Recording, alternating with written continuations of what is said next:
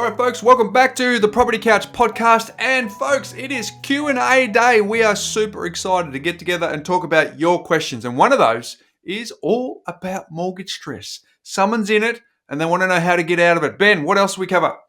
Bryce, we're going to double click on bank guarantees. How do we get it? Are we all able to get it? All of that story will be unpacked in today's show. And finally, Bryce, I'm going to have a conversation around considered feedback from last week's show where I had a little bit of a debate around tenants versus landlords and do we have a problem at all? So stick around for question number 4 when we go deep on that particular response. Stick around, folks. You have to hear what we have to say about that. Let's rip into the show.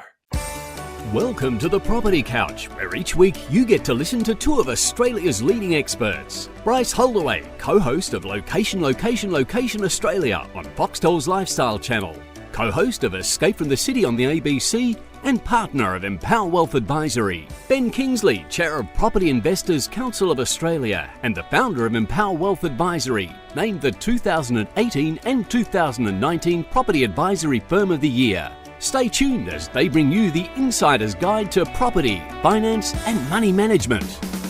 All right, folks, welcome back to the Property Couch podcast. And hello, mate, how are you? Well, mate, we again should be up and about, shouldn't we? I mean, 3-0, 2 in a row. Are you getting back on the bandwagon or what? Mate, 3 in a row. 3-0, so you're taking notice then. Yeah, it's 3-0. Now it's not 3-0, it's 3-0. Very good. Now, another good win on the weekend. Geelong at home.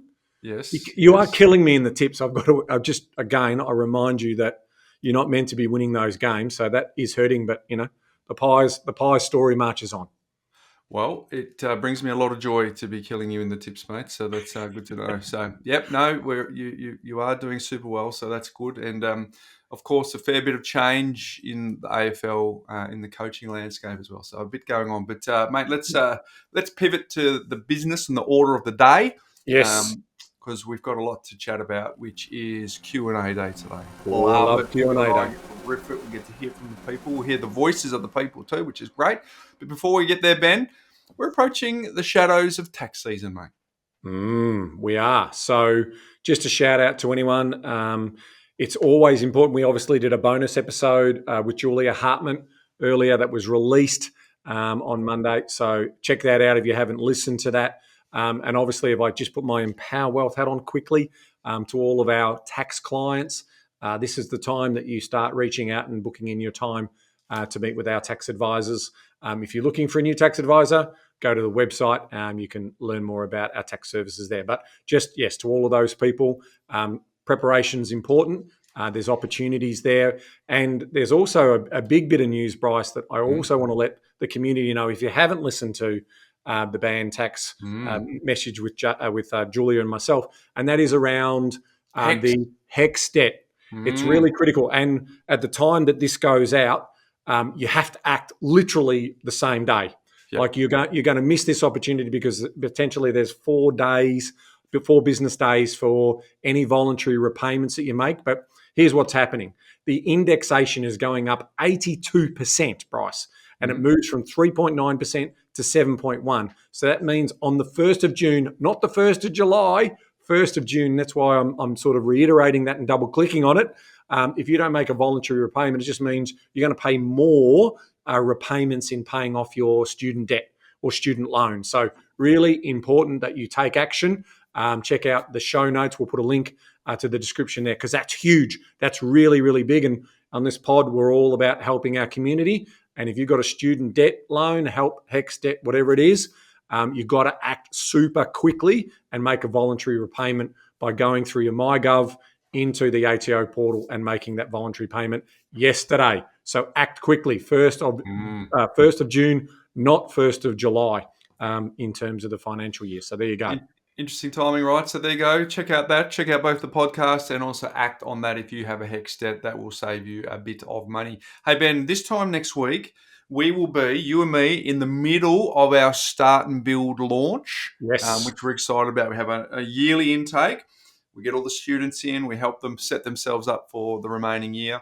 And we offer that course in this little window of time at a reduced price, Ben, from the standard $497. So we're going to give some away today as a lead up to that launch too, Ben. Ken Montoya on iTunes said this, Ben. Thanks for pointing out every single mistake that I have made. I won't do it again. So that's nice. We hope to get you before you make the mistakes, but if you've done it in the past, hopefully you can correct them, which is great. So reach out to us. We will give you a copy of Start and Build for free. And this one here is from Calm spelt with a K, Ben. Game-changing podcast. I've grown up in a family that lives, breathes, and works in the property industry. I thought I knew it all. These guys have given me a much healthier perspective of the industry and how to invest safely and with purpose. Do your future a favor and start from episode 1. I love that. Do your future a favor and start from episode 1. It sounds very similar to someone who says your future self will thank you for it, Ben. There's a little bit of... It does, mate. And can I point out back to Ken's little thank you that every mistake that I've made. Hey, we're seeing a lot of activity in the promotion space around property booming and what's happening in social media, Bryce. And so it's a really important message that we're just saying to people. If you download something from social media and you're getting bombarded to come and use their services, just be mindful that there might be other opportunities out there for you. So, because what we always say that we're fixing bad money management mistakes and bad property investment mistakes. That's because these companies are very good at getting you early and convincing you on selling you a dream. And then we get messages like Ken saying, pointing out every single mistake that I've made. So we'd prefer to get you to Bryce's point a little bit earlier on. And that's just a little message out there, community announcement, let's call it, to sort of say, make sure you do a bit of research and shop around about what options you have out there when it comes to getting property investment advice. Beautiful segue, Ben, because next week we have a very special guest, some heavy-hitting heavyweights from the banking industry, right? So we're excited about that. But the week after that, you and I are actually going to revisit the archives, Ben, because back in the early episodes, in the first 100 in particular, we spoke a lot about spruikers, right?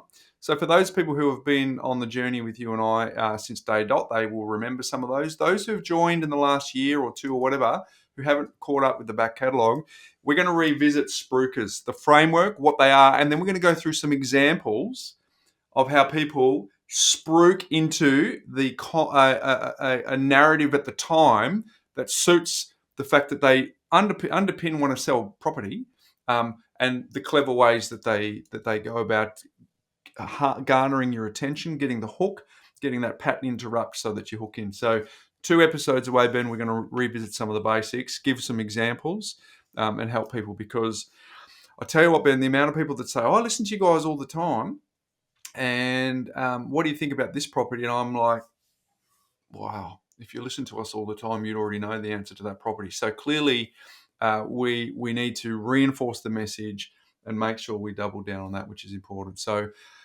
Ken Montoya and Carmen, reach out to us and send us a little note. We'll give you an update. We'll give you a free copy. Now, Ben, it's not too late. So if you want to go to the reviews, just click on the reviews, leave us a review. I get to read out a few. Next week, I'll read out a number of them so that we can give away a whole heap more. So here's your chance. Give us a review. Our hope is it's 5 stars, but I can promise you we've read out 1-star reviews before, Ben. So that's the feedback that we seek so that we can learn from you. We love critique. We're going to get one of those later in the show. We do get a critique, don't we? Stick around for that, folks. Question number 4 today is someone who wants to engage in some dialogue, some healthy dialogue. Very considered question. Very considered. That's something that Ben said last week. So make sure you stick around for that. All right. Mindset Minute today, Ben. For those who've been playing along at home for the last couple of weeks, know that I'm talking about the art of spending money, some anecdotes that Morgan Housel's talked through. Today, I'm going to go through number 3. And it's frugality inertia. Frugality inertia. So a lifetime of good savings habits can't be transitioned into a spending phase. So you and I have talked about this a little bit in terms of financial anorexia, which we do not make light of anorexia at all. It is a thing. We've talked about that in the past, but it's the inability for people to part with their cash. So here's the musings from this, and then you and I can talk about it at the end. But what a lot of people want out of money is the ability to stop thinking about money. Yeah, That sounds pretty good. That means we've got lifestyle by design, we've got a bit of freedom. Yep. So they want to have enough money to stop thinking about it and just focus on other stuff. But the ultimate goal can break down when your relationship with money becomes an ingrained part of your personality.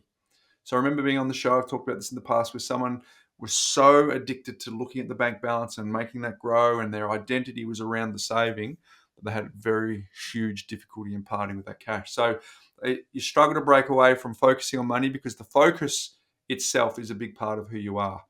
So if you've developed an early system of saving money and living well below your means, then that is awesome and you've won. But if you can never break away from that system and you insist on heavy savings programs well into retirement years, he ponders the question, is that still winning? For a lot of people, no, that's not, right? So he goes on to tell about a story about where he talks to a bunch of financial planners, and one of the biggest challenges they have is getting the client to spend their money in retirement, even an appropriate, conservative amount of money. So many of them can't.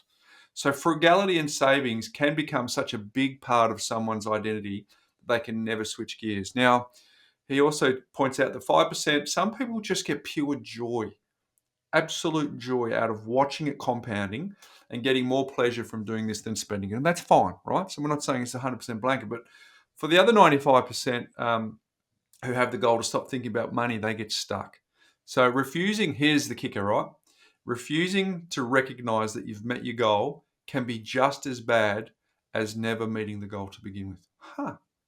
Very good.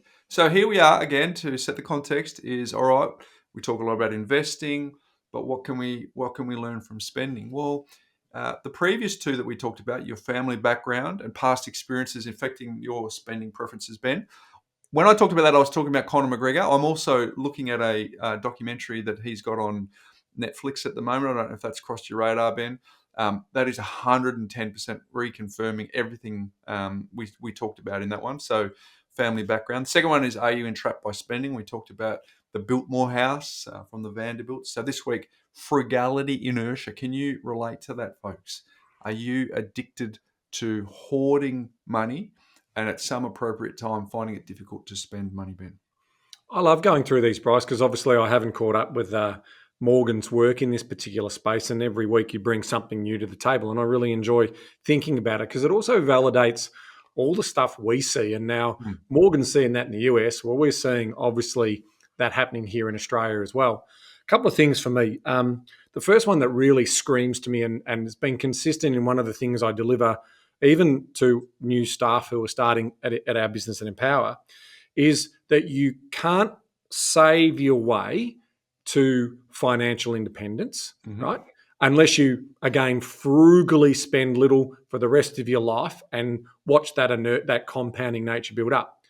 But the other thing that I say in one of my statements in sort of explaining to people as we're teaching is I've never seen anyone get a return on investment without actually investing or spending money on investments.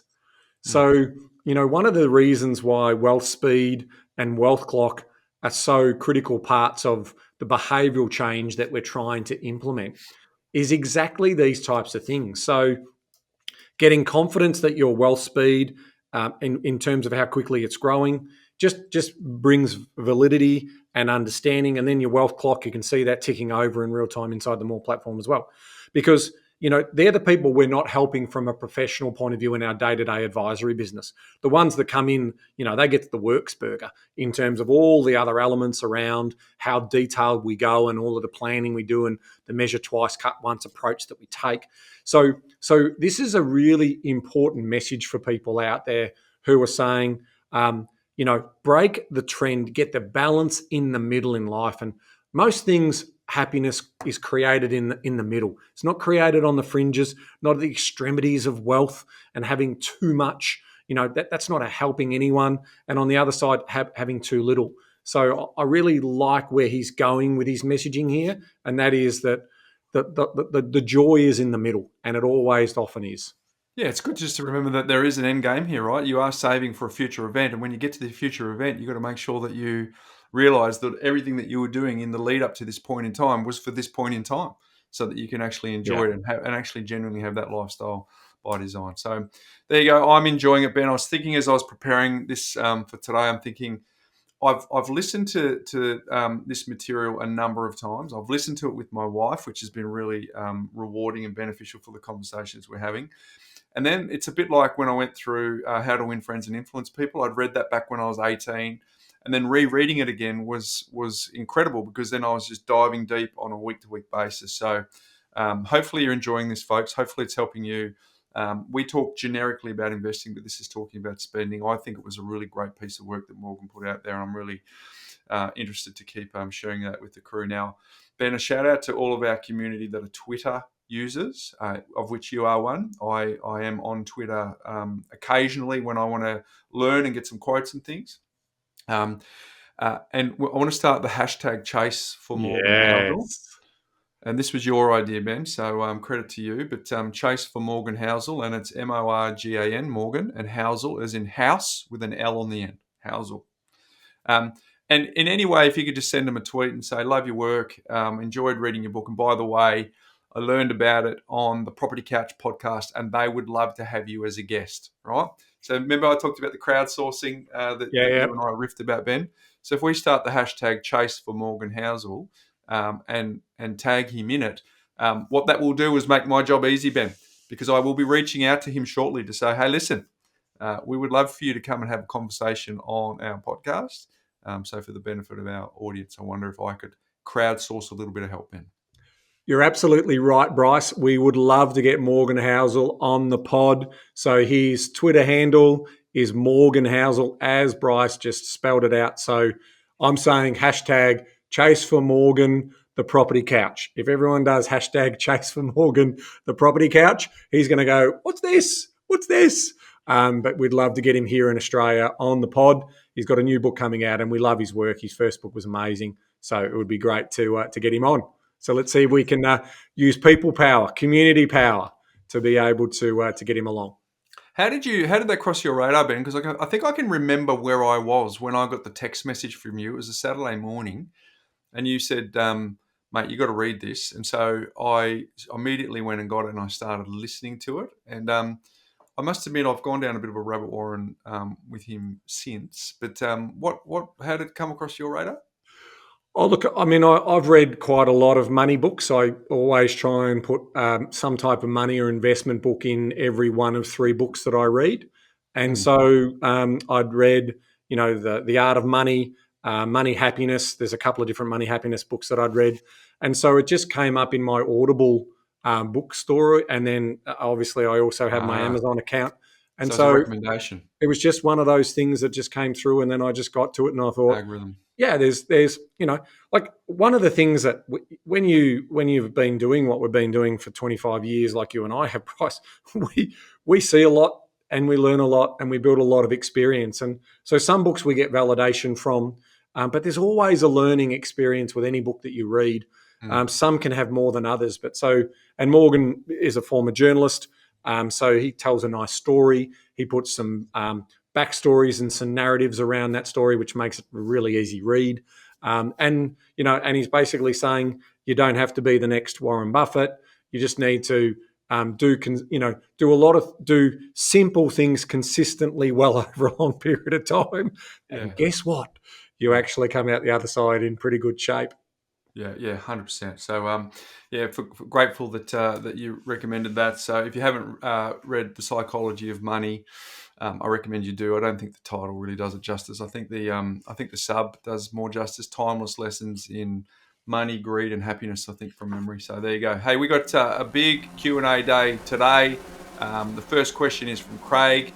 He asked the question about the risks of holding properties in retirement. Let's have a little listen to Craig's question now, Ben.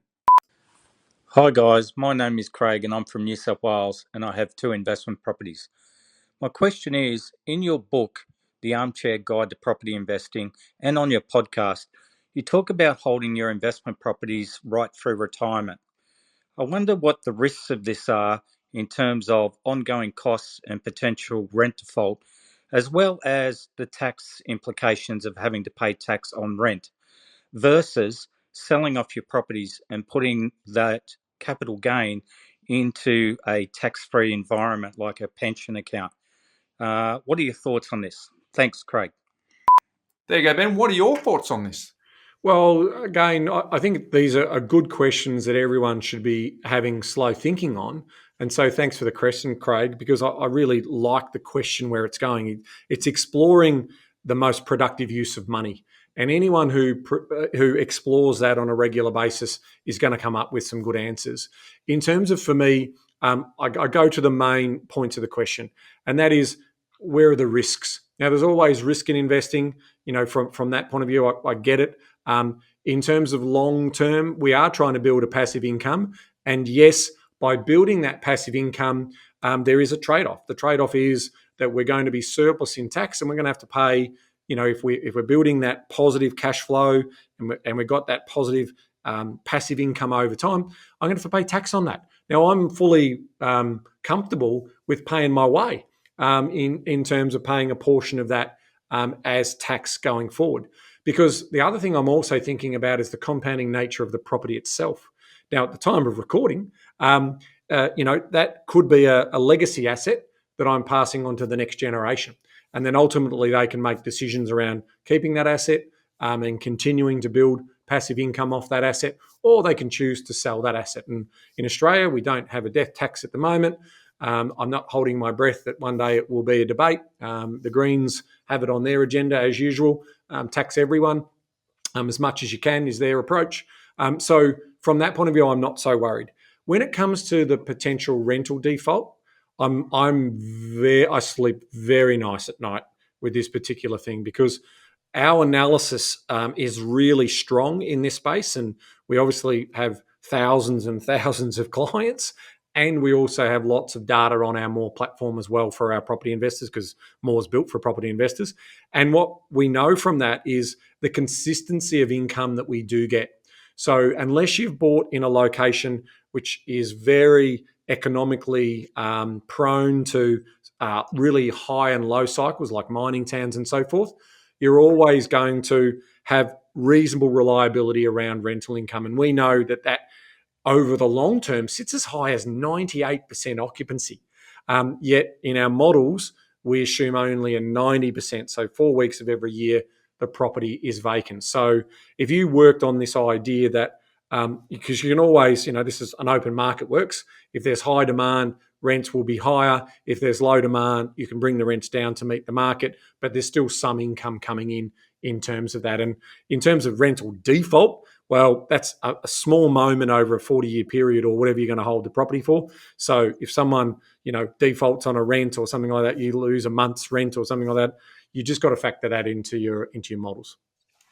Yeah, well said. I think it's a risk scale question for this one here, because Craig, if you have a low risk tolerance versus a higher risk tolerance, depends on where you are, because then becomes an asset performance comparison that Ben's talked about, because you get the rental and any potential compounding growth. So for me, in terms of the risk scale, I feel comfortable with that. If we've actually done the right approach, that you're paying off the property, so that the debt is retired, you're pulling in the income, clearly paying the ongoing costs that come from that. If there is a surplus, I'm comfortable paying the tax for the surety that I get from the rental. Now, I think a lot of the work is done up front here to minimise this, right? So if you think about the way that our team selects property, it's growth and yield is what they look at, but they look at vacancy rate and quality of the tenant as supporting metrics around the growth and the yield.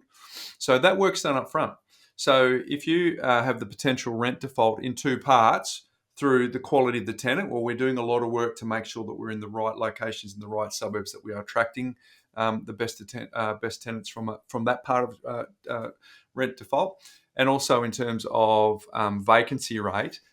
Making sure that, as Ben said, the probability of it having a very high occupancy are high. So that work gets done up in advance. The other thing too here is paying tax on rent versus the capital gains tax that you pay. So if you sell the properties in order to get the capital to put it into a vehicle such as you've described, you are forward booking all of the tax that you're paying in one event.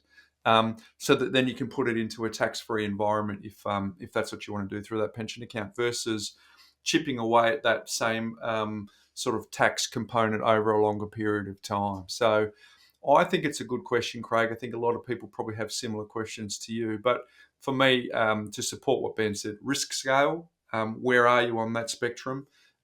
Asset performance comparison, and then, of course, being in a position to ask two guys who are very heavily biased toward residential property whether or not we should consider. So I don't want to get into a you should statement, but what I will tell you is what I will do statement, and that is continue to hold onto property through retirement for the reasons that we just highlighted, Ben. Yeah, Bryce, and if I can close out by putting a beautiful bow on your lovely work there. This question comes up a lot in the final stages of a plan presentation meeting when you've built a strategy for a client. And they're sort of saying, so what do we do? Like, we've got these 3 properties that you recommended. We've got our $100,000 passive income, which there might still be a little bit of debt in there. And, so there's a lot of these types of questions. And if in some cases, some of the recommendations might be a sell down or not a sell down, which property, why, etc. It's like, right now, this is our best estimate in terms of how we think this will play out. But of course, it's a long-term projection, right? It's a long-term forecast. So some things are going to change.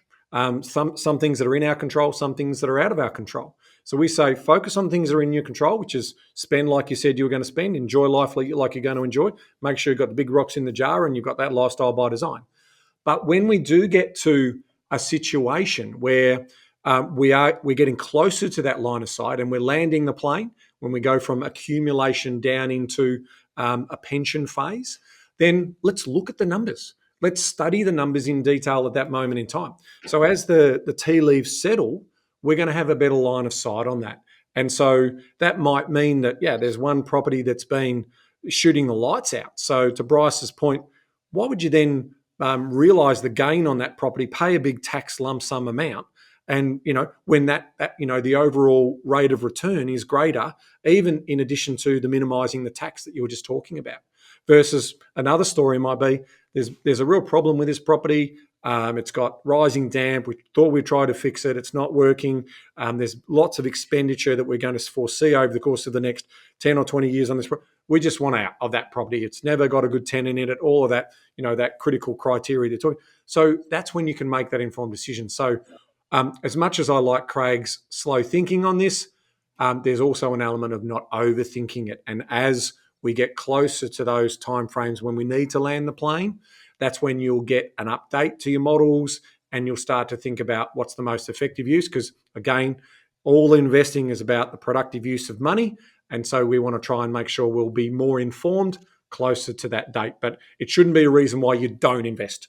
Don't make this a reason, I don't know, tenancy default, taxes, my money's going to be more effective inside super or any of those types of environments. May be true, but we also know the government's going to change the rules and is going to continue to keep changing the rules and siphon off as much tax as they possibly can, because that's their problem in terms of they've got a spending problem. So, I think it's a good question. We're in the conversation, but I think we've finished the conversation. Let's pick up the conversation when you're about to land the plane, once you build up that accumulation story.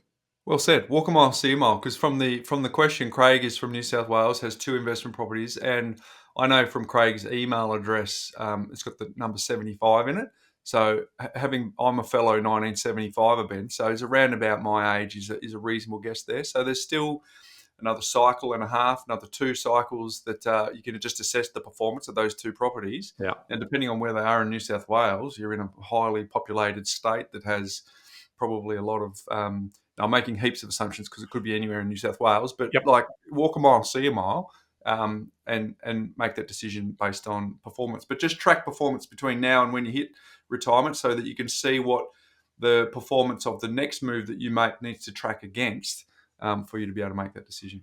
And Bryce, you quickly you mentioned earlier, again, I picked up on one of your comments around you're asking property investors, people who are person who owns a barbershop, do they need a haircut? If you are going to get independent advice and you're getting it from a financial planner and they make their returns on FUM under management, which is basically your super balance under management, also make sure that they show you the numbers, okay, and really clearly articulate because you should never invest for tax reasons, right? We've been really clear on that from day one. So also just make sure that that's just another little checklist point, that who's telling me what to do, and even an accountant who's telling you to set up complex structures or what have you, remember that's in their best interest as well. So I know that makes it difficult, and you wish that everyone would be fully transparent when you go and see a professional advisor. But the way in which regulation's built in this country doesn't allow for that. It's silly. I've made my comments publicly known about how stupid our potentially financial advice system works. It needs to be accountable on the individual as a professional advisor, not done in the structure that it's done in. But anyway, that's the story we've got to deal with. So just be careful of that. I think it's a great point, Ben.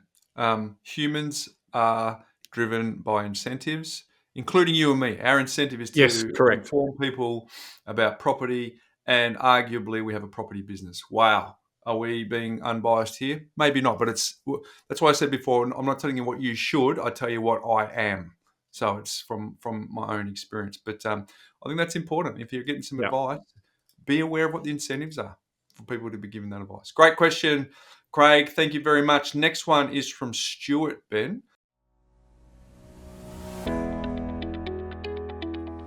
Hey there folks, Bryce here. Real quick, just want to let you know that this week's exciting for Ben and I. We are launching our Start and Build course for 1 week only at a heavily reduced price. And we want to make that available to you as a Property Couch listener. So if you click on this link that you can see on the screen here, go and check it out. Over 12 hours of teaching, lots of bonuses, and we walk you through exactly what you need to do to create a portfolio getting you $2,000 per week.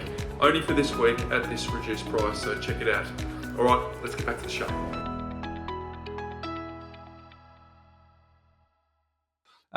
This one speaks to the times. This one speaks to what people are going through right now, or potentially going through right now. It's all about getting out of mortgage stress. Let's have a little listen to the question from Stuart. Hey guys, so I've got a question about getting out of mortgage stress. I'll throw some numbers at you. We purchased our owner-occupied home in April of last year for 1.47 million. We borrowed 1,176,000. That was at the time 100% variable, interest only, 5 years. Repayment was due to be 3,200 a month, although I don't think we actually made that repayment by the time they started. Then come October last year, freaked out a bit. I ended up fixing that for 1 year at 5.19%. Most of it fixed. There was $85,000, which I kept as variable, which reflects the amount of assets we have in cash. So obviously in an offset account. So obviously that put us in mortgage stress at 35% of our take-home income, which is not ideal. The repayments is $4,800 a month as it stands. Now, my question for you is, we do have an investment property, which we purchased several years ago. It's worth somewhere between $600 to $650. We purchased it for $415. We owe about $371,000 on it. Should we actually sell that and use the proceeds of sale after taking into account capital gains to actually, when we refinance this October on the owner-occupied home, bring the borrowing amount down and thus the repayments? Or should we actually just have a large portion of variable, which is offset again with the proceeds of sale? And are we missing something here? Is this a bad idea? And I do understand about holding assets, and it's easier to sort of go through the tough times, but just on the basis of sort of our situation being in mortgage stress, I'd love some advice. Thanks.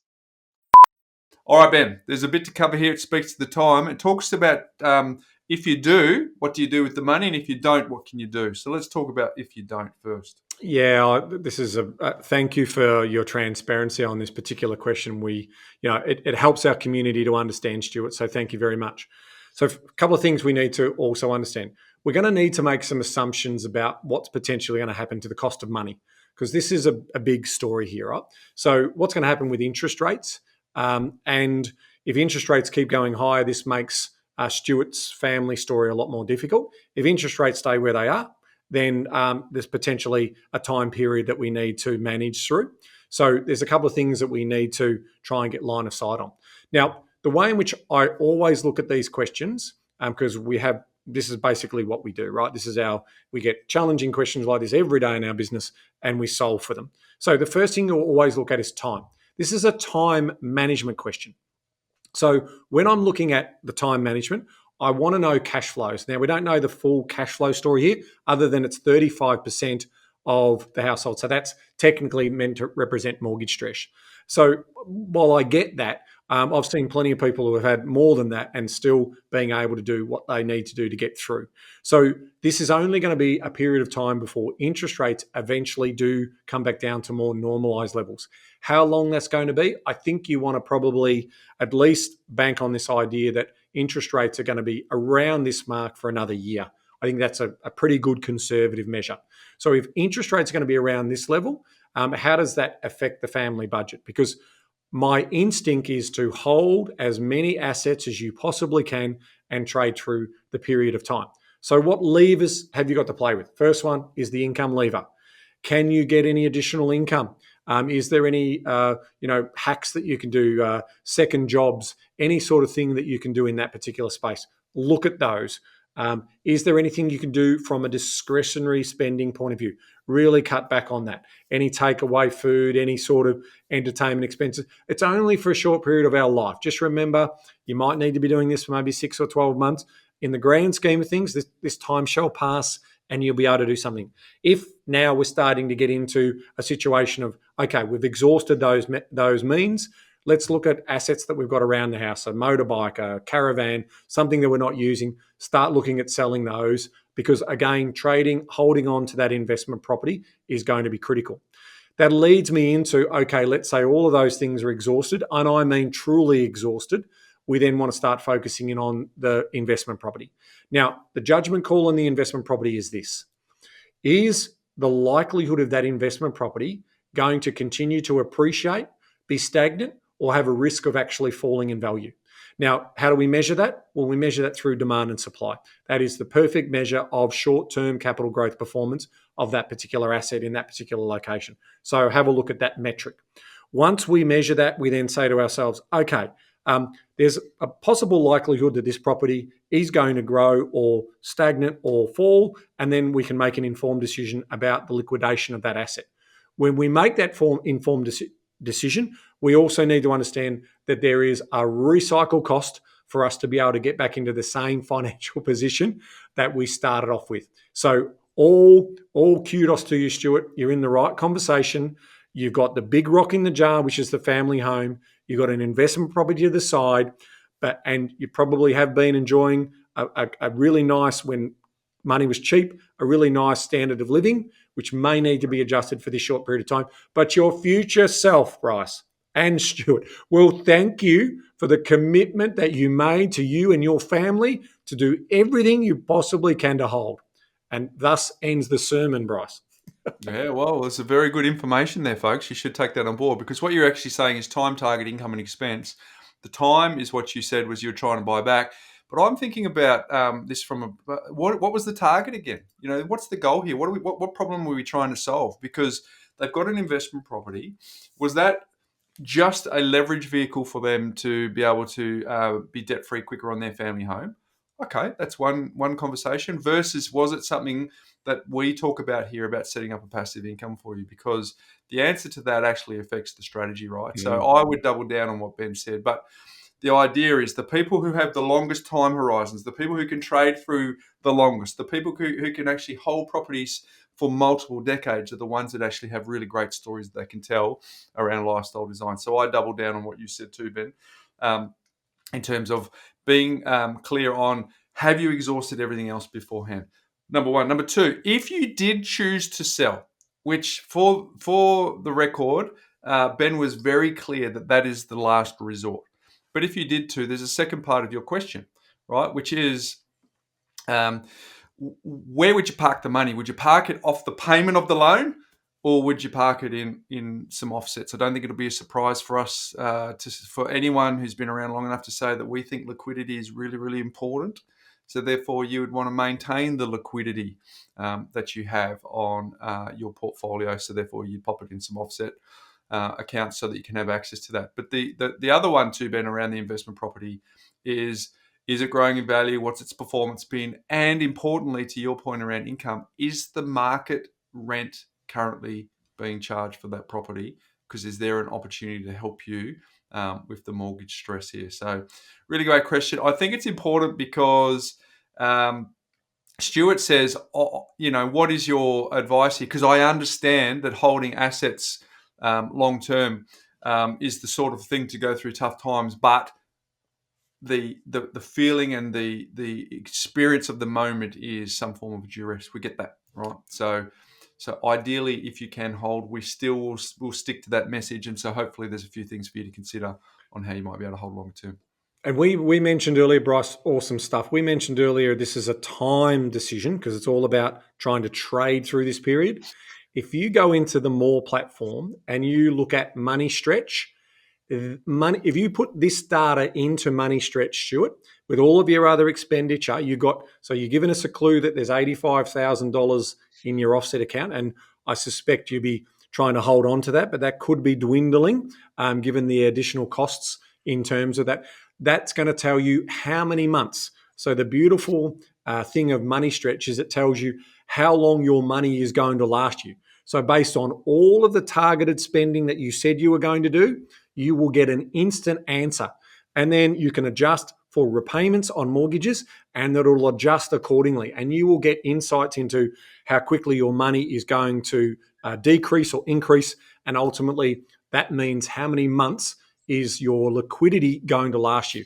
There's no simpler tool and more powerful tool that we can offer free to our community than the money stretch tool inside More. So get in there, guys, if this is a conversation you're in, because what we don't want Stuart or anyone in our community doing is a panic sale because they haven't done their models. Because once you see, I can't be what I can't see. We talk about making the invisible visible. Well, you will then see line of sight on that. And it's like, okay, and you sit down with your partner, what if we changed our discretionary spending this way, this way, this way? You can see instant answers by basically playing around with that. And that's super powerful because then you feel comfortable. You feel confident in the judgment calls that you're making.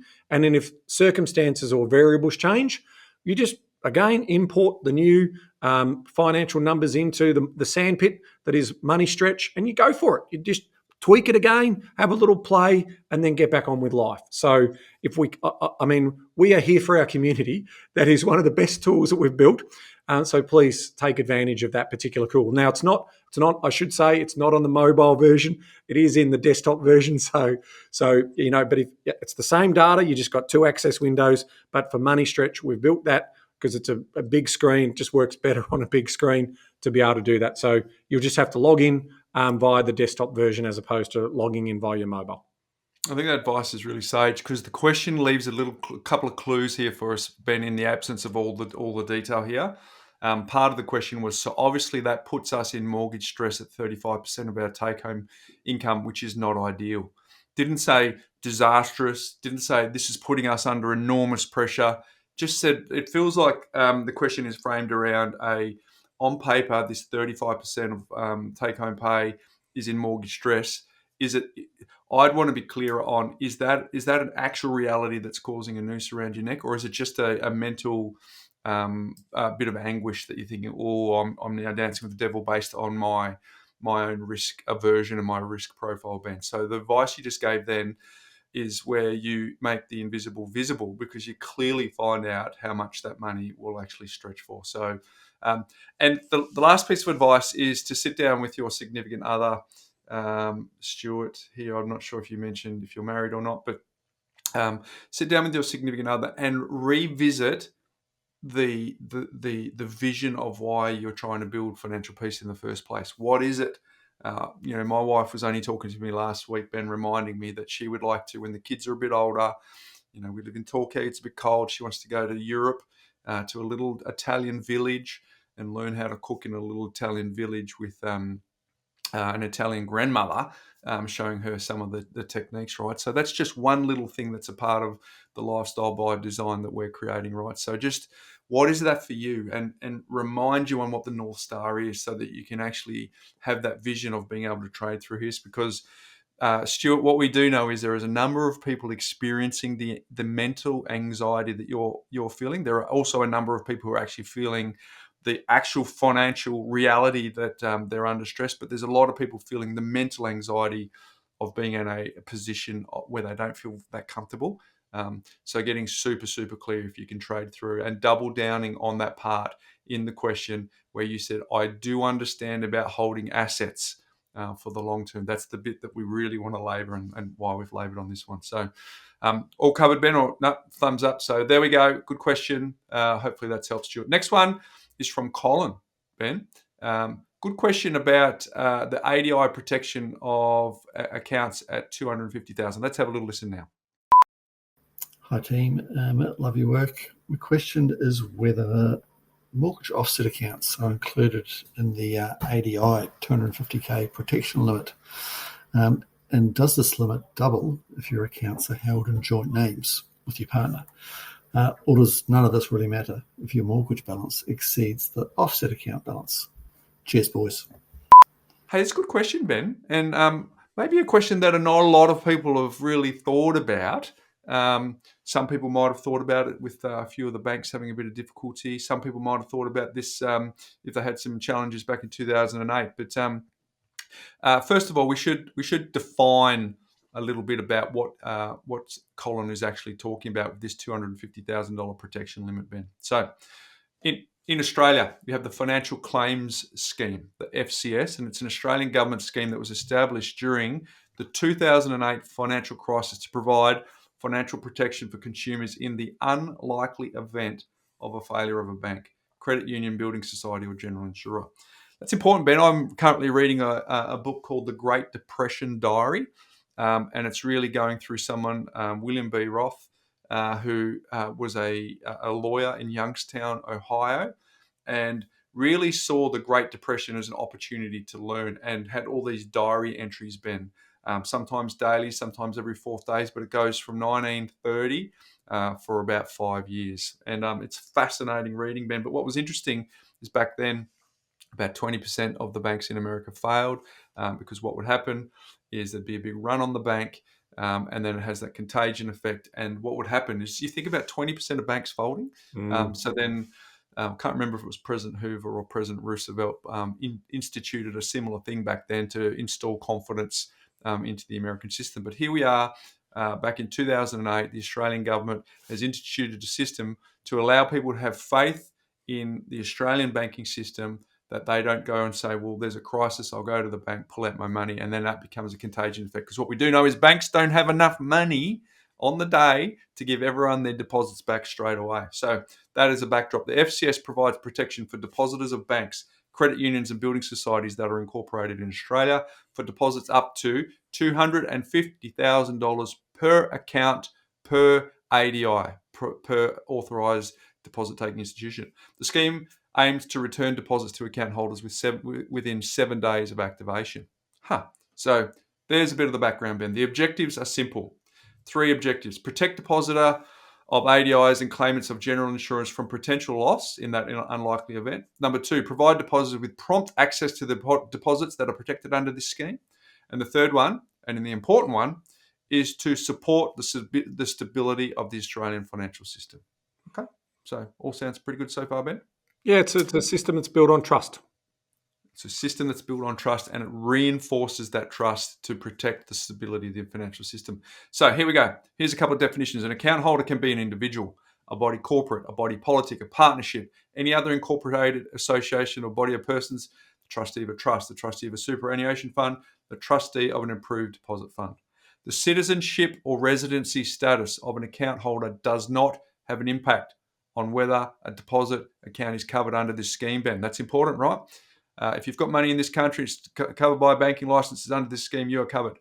Now, the last thing, the FCS applies to the following types of deposit accounts. So this speaks to the very question that we have received today. So it applies to savings accounts, calls accounts, term deposits, current accounts, check accounts, debit card accounts, transaction accounts, personal basic accounts, cash management, farm management, mortgage offset accounts, trustee accounts, retirement savings accounts. So I think we can conclude, Ben, that mortgage offset accounts would answer this question. And if anyone's wondering, I'm actually getting this from apra.gov.au/financial claims scheme. We'll put the details in the show notes. So Ben, I'll throw it to you. How do we answer this question about Colin's question about his money in an offset account, and how does that impact on his partner's money as well? Well, mate, firstly, well done in working through all of that. So the question we had is my money protected in an offset account? Yes, individually up to $250,000 per individual.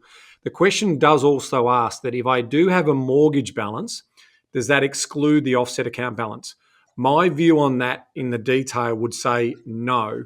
So in other words, the mortgage is an asset to the bank, and if they were to collapse, there's every chance that that asset will be sold by the liquidator who's trying to recover costs to meet all of the creditors' obligations or the people who are creditors for that collapsed institution. So don't assume that just because you have a mortgage, it means that your mortgage liability will be foregone. It won't. But just remember that you've got whatever cash you have with that bank up to $250,000 per individual account is protected. So if you've got multiple accounts, so let's say you've got a savings account, a check account, and an offset account, total 250. So it's not 250 in each of those individual accounts to a total of 750 in that example. So that's something you also need to make sure you understand. Now there is, excuse me, I'm trying to battle off a sneeze here. Here we go. A group of individual trustees of a trust, superannuation fund, or approved deposit fund are treated as a single account holder. So that's to a maximum of 250. So if you've got a self-managed super fund with 6 members, it's a maximum of 250,000 for that particular structure. So that's not 6 times the 250. So that's something to understand. Now, Bryce, where I want to finish in terms of my feedback on this particular question is it's really simple, guys. I've actually, from a probability point of view, got more risk of actually being injured or dying in a car accident than actually being affected by a bank collapse in this country, because we have really strong mechanisms around that. So in terms of the amount of liquidity that banks need to hold, the asset base that they need to protect, it would need to require a significant major black swan event that would make any of our banking institutions across this country at risk. And you would see most of those sort of coming at you. You'd at least have a couple of months to move some money around before anything significant happened, unless it was, and this is being really crazy here, but a nuclear event. And in that case, I'm not really worried about the cash I've got. I'm more worried about the survival of my family and loved ones around me. So I just disregard that as an event that has risk. So really low risk from a probability point of view. The government have done this intentionally as a trust mechanism, that our banks are well funded, they're well protected, they're well regulated. And so we are very different to the US. There's usually at least 1 or 2 bank failures in the US over a 1 or 2 year period. I've already documented those in my economic and RBA updates that we've seen 2, possibly a 3rd that's happened already over there. So just make, and a lot of them are aggressive banks, and there's different state regulations and so forth. So I wouldn't be looking at America compared to what we saw here. And when you even look at the global financial crisis, what happened offshore in terms of America and the contagion effect into Ireland, into Spain, into a lot of those other countries where their banking systems imploded on themselves, because we were well regulated here, because effectively we have full recourse lending here, means that you can't abandon the loan commitments that you make. We're in pretty good shape. So, but it's good to revisit this sort of stuff from time to time, because most people get fearful, Bryce, when they hear these types of things. So I think it's a timely question from Colin. Now, Colin, to answer the final part of the question around does this limit double if your accounts are held in joint names with your partner? Here's the example that they go through on the website. If you have a joint balance in a joint account of $60,000, you get $30,000 each, of which you both have that $30,000 towards your $250,000. So let's extrapolate that out. Let's say you have $500,000 in a joint account. You both have half of that, which is $250,000 each. So therefore, you'll both be covered for your $250,000. Now, what if you have $600,000 in that joint account? half each is 300,000. Well, you'll be covered for $250,000 each, and that remaining $50,000 would be covered as per the liquidator of the bank. So if you were to receive, if the creditors of the bank were to receive 2 cents in every dollar, you would receive 2 cents in every dollar of that remaining $50,000. So that's important for you to know. Equally, as I read it, Ben, and you can tell me if you see it any other way, if you have $500,000 in an offset account in one bank under one license, and then you have it with another bank under another separate account, you have another 500, you're protected over there. However, if you have $500,000 in Westpac and then you have another $200,000 in Bank of Melbourne, they are under the same banking license. So therefore, you wouldn't have the coverage as if it was across a separate license. So there's a bit for you to digest, folks. But I guess to the crux of your question, Colin, is the $250,000. Your mortgage offset is covered. Tick. Secondly, if you have money in joint accounts, will that be covered? Yes, up to the $250 each. And 3, if you have it across multiple banking licenses, you are covered individually across those banking licenses. But make sure if they have different trading names under the same banking license, that will only be $250,000. So there we go. Good question. Hopefully that's helped illuminate the audience on that particular scheme, Ben. Last question here is from Adam. Ben, you had a little bit of a conversation last week. Let's just say we in the old game like to call it you teed off, right? So you teed off. So therefore, Adam has actually responded to that part of the segment in last week, and wants to know if the rental imbalance has left you being misinformed, Ben. Big question. All right, we talked about this at the top of the show. Let's have a little listen to Adam now. Ben, normally I'm on your stuff, but I think this time you've made a glaring omission. For context, I'm a rent investor, so according to the news cycle rhetoric, I'm both a greedy landlord and a home destroying tenant. In your kickoff against the Queensland tenancy reforms, you discuss poor quality data informing policy, driven by those with a power imbalance that are funded by and benefit from that policy. There's an irony in that I feel you are misinterpreting the data to match your own narrative, one that benefits you as a holder of power.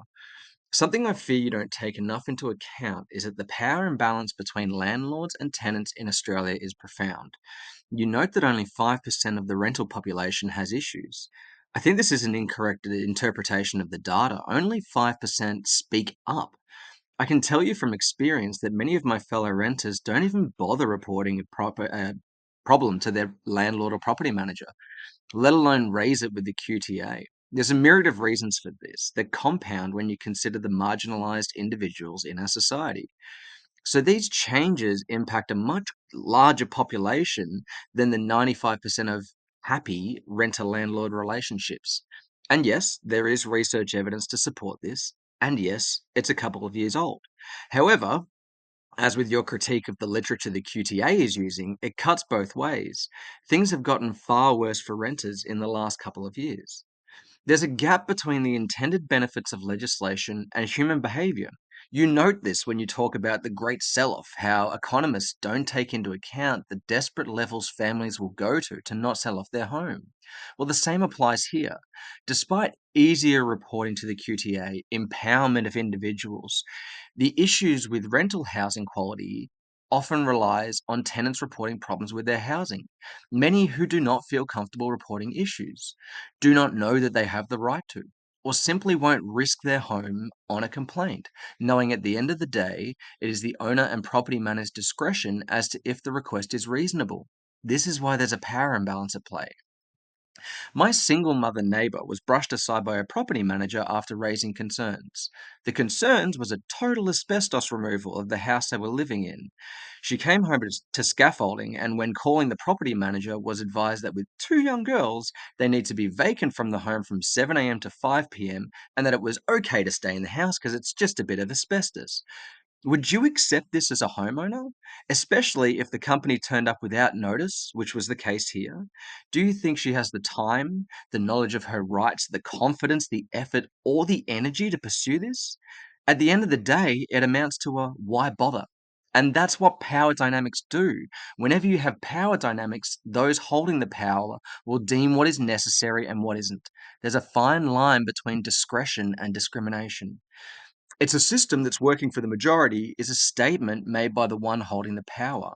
When you make statements such as only 5%, even 10% has an issue, the other 90% are benefiting from the free market, it is only the 5% that raise the concerns to a government agency, one that renters are encouraged to try and settle their disputes before it even gets to that point. A suggestion for reflection.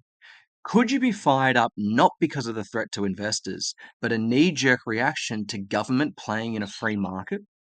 Could it be that your picker hat has blinders on, taking the 5 to 10% stats that work for your story and forgetting that the issues in our rental system are much higher than what's reported? I challenge you to start a discourse with someone that humanizes the story you tell, that talks to the struggles these people face, those that your picker call to arms will actually damage. Yes, this is an investment podcast, but even the more reason to have the voice of the people whose homes we own. You talk about property as an asset class. That's a problem in some regards to those that never had financial literacy. They couldn't tell you what an asset class is. They can tell you what a home is, though.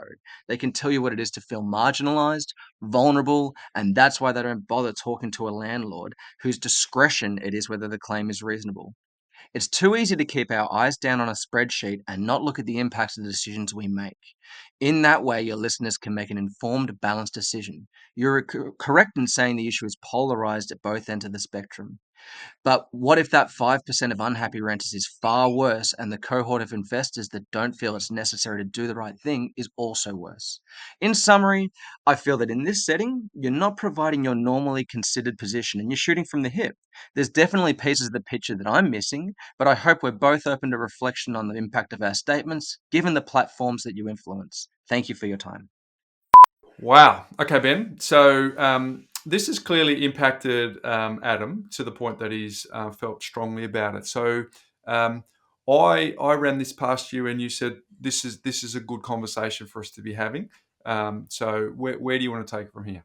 Well, I think it is good, and I want to also acknowledge Adam for putting a very considered question from obviously a considered position that he's been able to establish.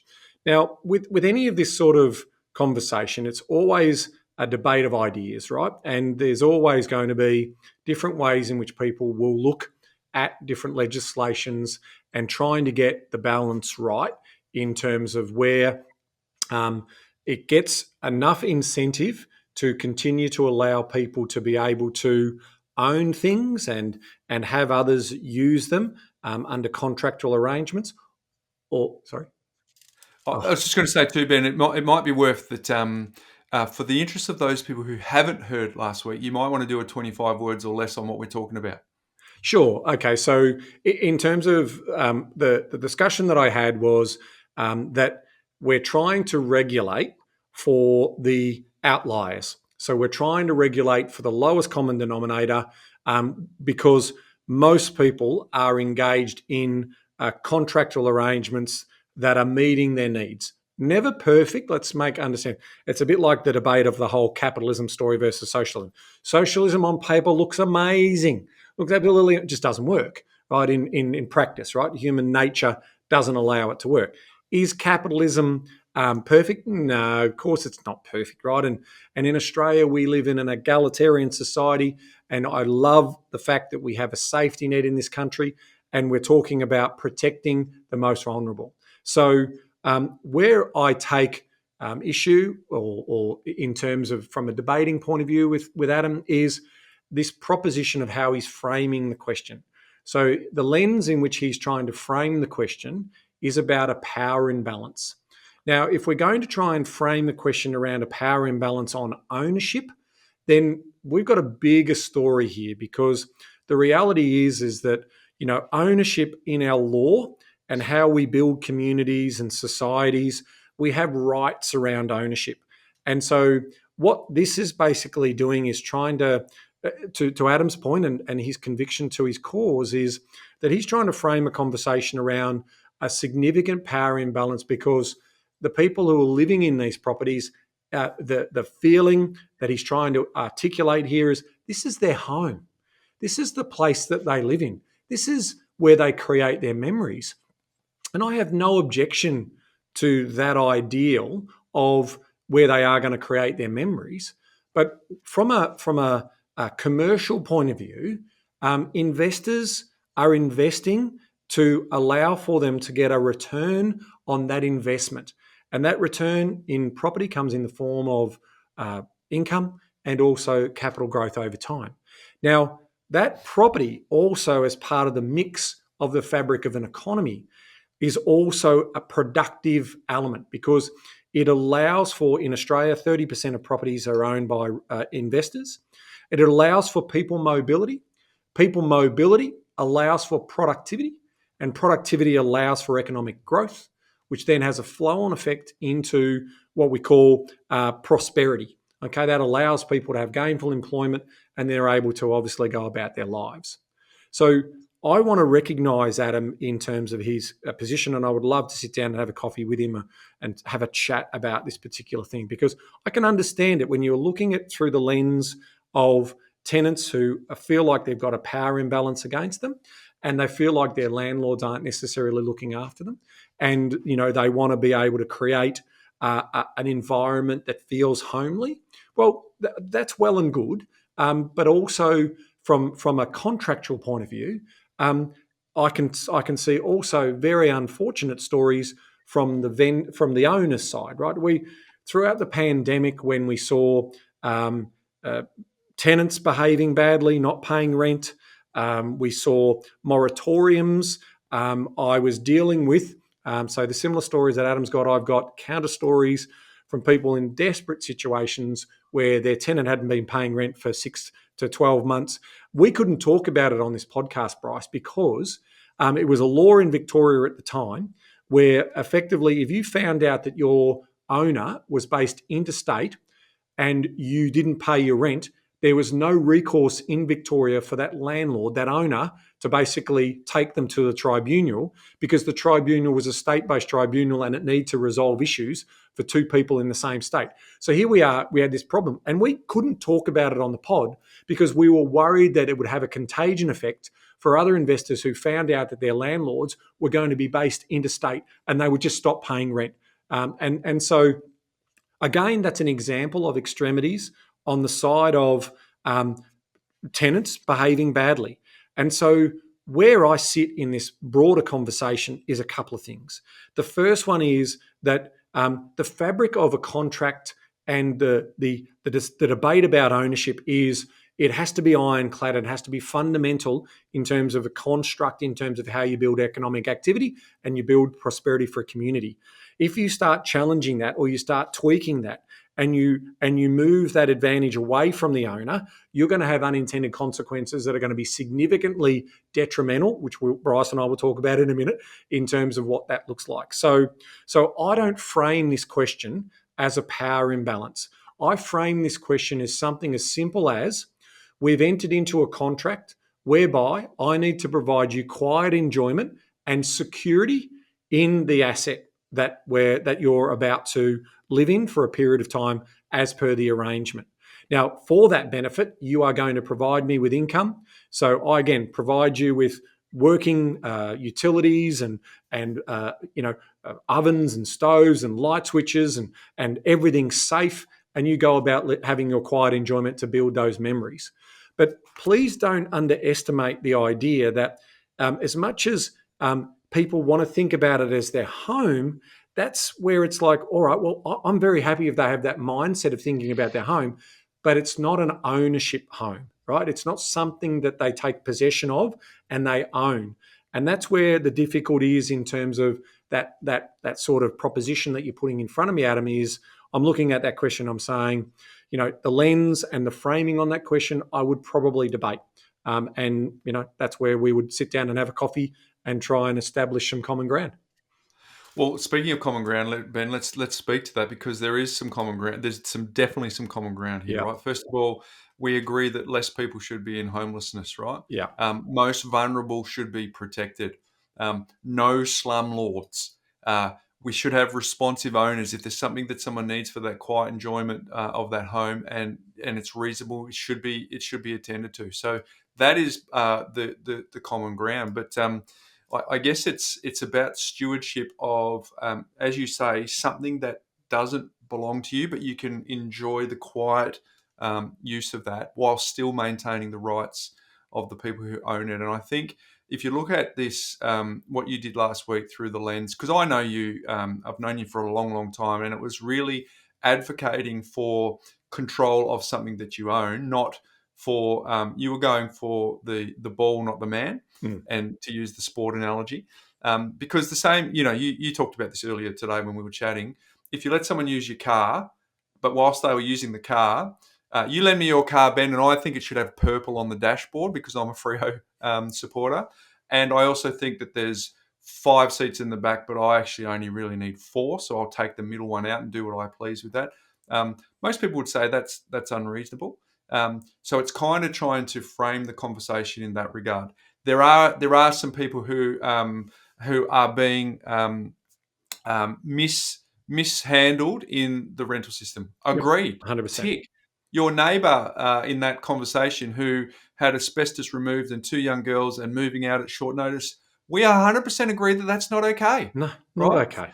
That's not okay. So, but the key message here that hopefully that will land, Adam, is from someone who knows this guy really well, is he's going, well, I've actually had a look over the fence, and I've actually had a look over across borders, and I've actually seen what happens in markets where interference is high, where the investors lose their incentive to actually want to be in the game, and then what unintended consequences that actually has for renters in the marketplace. So I think what we should see here is we're fighting for the rights of the people providing the assets to be able to do that in a free market. We're also fighting for the vulnerable to say that is not okay. But we're also we're trying to put up a flag that says, if this continues to go on, a rent freeze, for example, doesn't have a mortgage freeze accommodated with it. A rent freeze doesn't have any of the other expenses that we have on these properties frozen as well. So what we're saying is, in order for us to want to stay in the game, to provide the rental accommodation that governments are woefully inefficient at providing, and if we did move out of the market, they would not be able to do it in the numbers that are required, then it'll actually get worse for renters. So we are actually fighting for the same thing, to say that let's provide a marketplace that's free so that we can provide accommodation for those people who don't want to own a property, Ben, can't afford a property, Ben, to Adam's point, who don't have the financial literacy to understand that it's an asset class. We agree on all those sorts of things. But what we're trying to say is, let the free market be the free market so that we can get on with it. And then let's equally fight for the rights of the people that are marginalised. Yeah, and so what we are seeing, because there's a couple of, thank you, Bryce, I think well said. The consequences that we're talking about here is through higher compliance, there's going to be higher rent, right? And to Bryce's point, supply will actually reduce, which means that will also reinforce the ability for the landlord to actually put rents up. Because the people who do hang around, if you think about the more and more regulation that comes in this space, those investors that hang around are in more and more control. And, subject to governments not putting any rental freezes in, which would completely undermine the confidence of future investors and destroy an industry that's so critical to people mobility for the greater good of the economy, and then obviously the greater good of the people inside that economy. That is obviously the bigger risk here. So that's something that we want to, and we're seeing it in Queensland in terms of, a lot of people were spooked with the land tax. A lot of people sold earlier in the year because they were uncertain about what that was going to happen. And now we're seeing obviously population growth into Queensland. So we're seeing an increased level of homelessness because there is no one who's willing to buy investment properties in that particular market until they have confidence that the governments aren't going to keep changing the rules. And so that is a bigger and broader conversation here. I want to come back to 2 points before I close out my side of the conversation. And thank you again, Adam. It's a brilliant question. And I really want to be in this dialogue.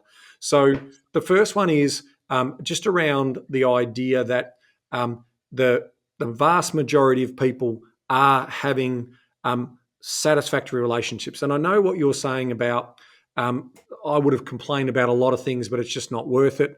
And I know that there's a lot of landlords who are sitting there saying the biggest worry we have about our properties is that people are disrespectful when they use them in terms of looking after them and taking care of them whilst they have quiet enjoyment in them. And then obviously the ability that when things get difficult and it just isn't clear that the relationship is going to work in contractual relations is being able to terminate that contract.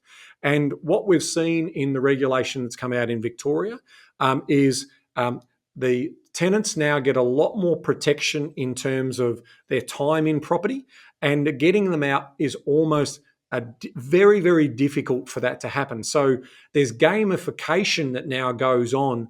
And so that's creating a distrust between some landlords and some tenants.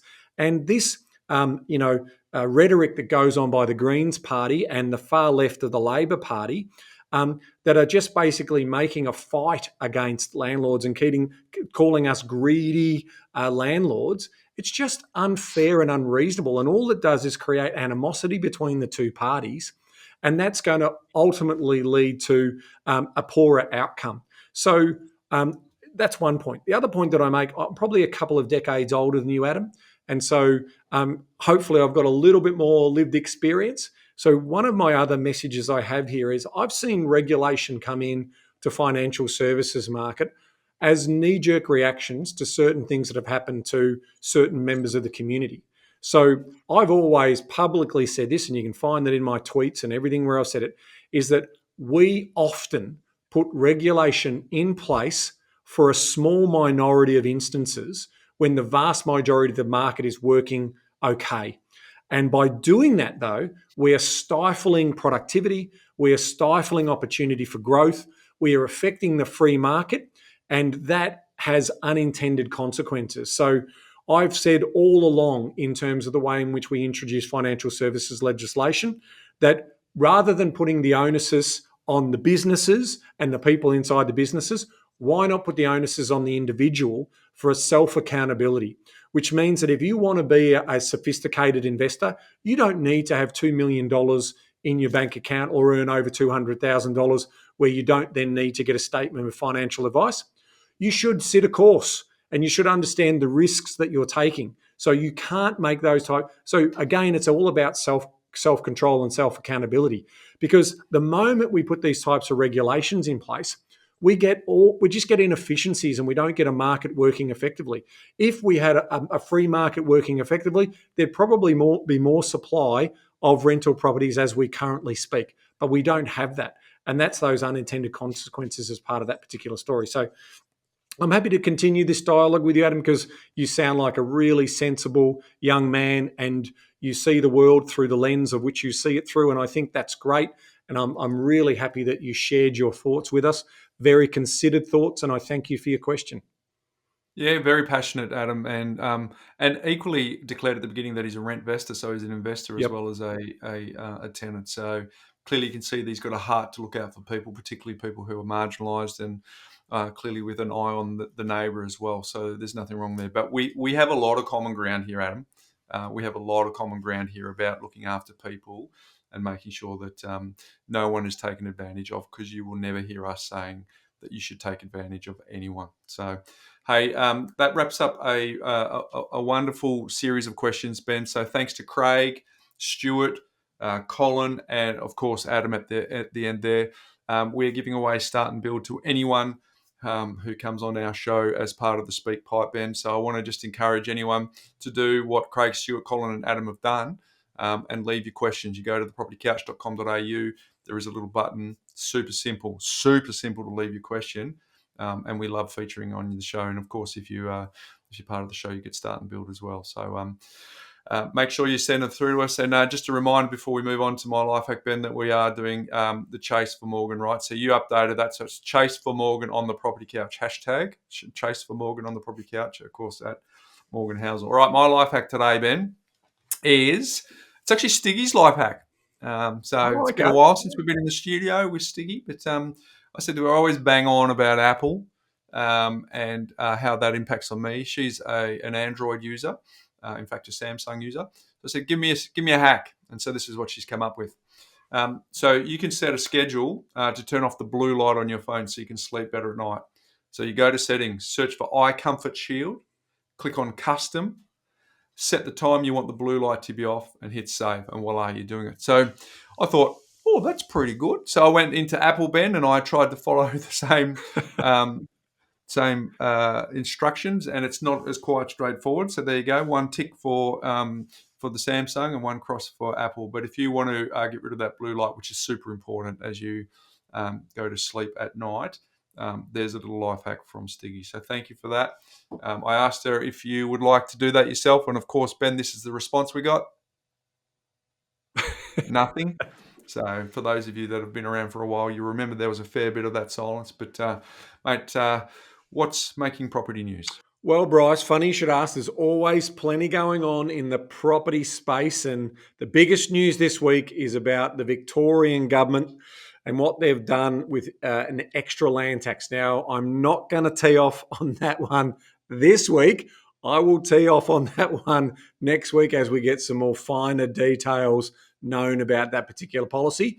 What I want to talk about this week is a story that I found in the Fin Review. And I must admit, this is going back a little bit in time, but I wanted to bring it into the conversation because this is another example of framing and sort of messaging and looking through different areas through a different lens.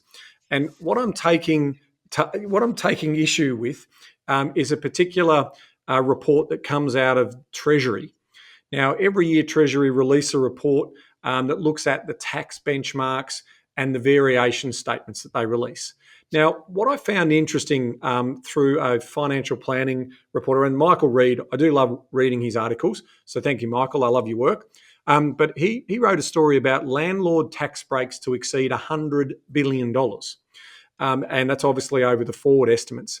And that's using an example of what the government or Treasury is trying to show is the money that we would have got if we had have had a tax regime that had these types of situations attached to them. So by way of example, being able to claim interest as a deduction against any income that you earn, which has been part of the Australian fabric and business fabric. And I think you'll see pretty much around the world, if a business goes and invests money and borrows to grow their company and employ gainful people of that country, they're able to claim the interest costs attached to that. So I take offence to the fact that Treasury then produce a report that effectively says this is all the foregone tax revenue that we would have got if we had had a different tax regime. Now, here's my point. Governments have to tax. I get it. I get they have to tax.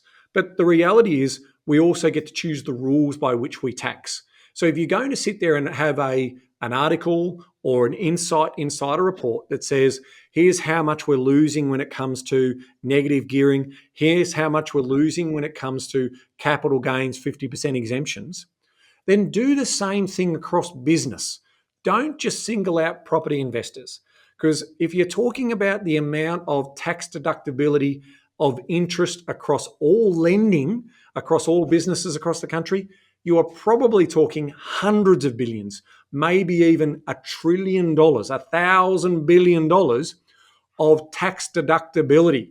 So don't pick on the mum and dad property investor who's just trying to do something really simple, and that is provide for their family and basically not be a burden on the taxpayer when it comes to their retirement.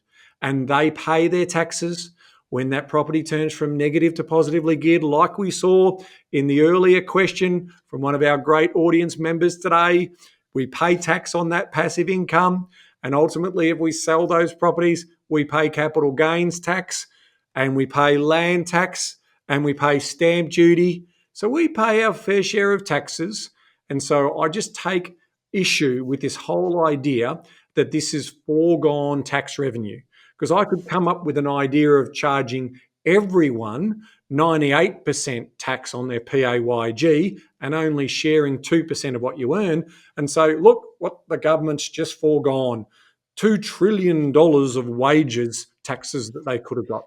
So I'm having a little rant again, Bryce, but it comes back to that point of if that's the news, and that's the lens in which we look at these types of things. It just adds fuel to the fire that's picking on mum and dad property investors. When I'd be sort of again saying to people, there's been rental properties throughout the course of time, whether they be inns in little villages as Vikings wandered through them and needed a gainful bed for the night. Any of those types of things are true, but we don't seem to be picking on, the billionaires who own multiple hotels around the world and offer accommodation.